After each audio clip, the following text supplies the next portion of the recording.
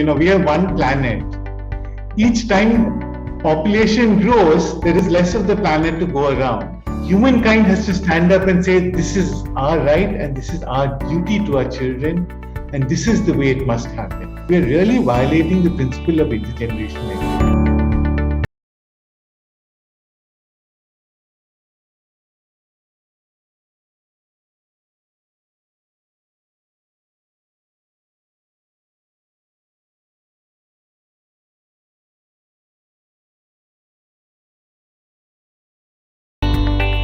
So the basic idea is what I explained.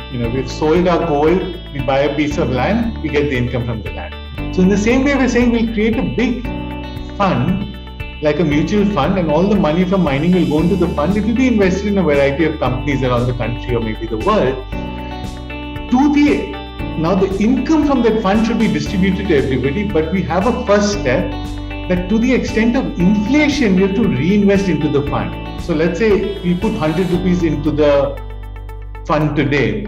Now in Goa with 100 rupees, you can get a fish thali. But the next generation, 30 years from now, 100 rupees will not buy a fish thali. It's obvious. So you have to keep putting money back in from the income to make sure you can still buy the fish thali. And the real income, the income beyond that is available. It's like the crop of the land. Suppose you inherit a certain amount and you consume a little bit and pass a lesser amount to your children, and each generation consumes. Eventually you're left with nothing and the whole system collapses. Ideally, of course, any good society will want to leave a legacy for their children so that their lives are better off. But this is the minimum. Now, intergenerational equity, if you think about it in this manner, is also effectively sustainable. Now, we have one planet. Each time population grows, there is less of the planet to go around. The problem is that you are going to inherit less than we did, and if this trend continues, your children in turn will inherit less than we did. This is unsustainable, but we are really violating the principle of intergenerational equity. So, if you want to change trajectory, the principle of intergenerational equity must come first.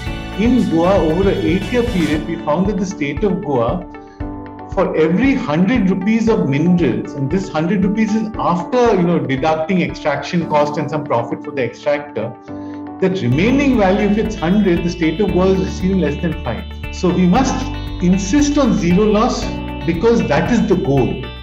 Extracting and selling our minerals or selling our wealth is nobody's goal.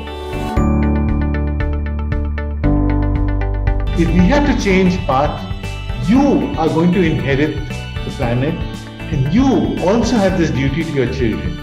So come out and insist that the intergenerational equity principle become primary.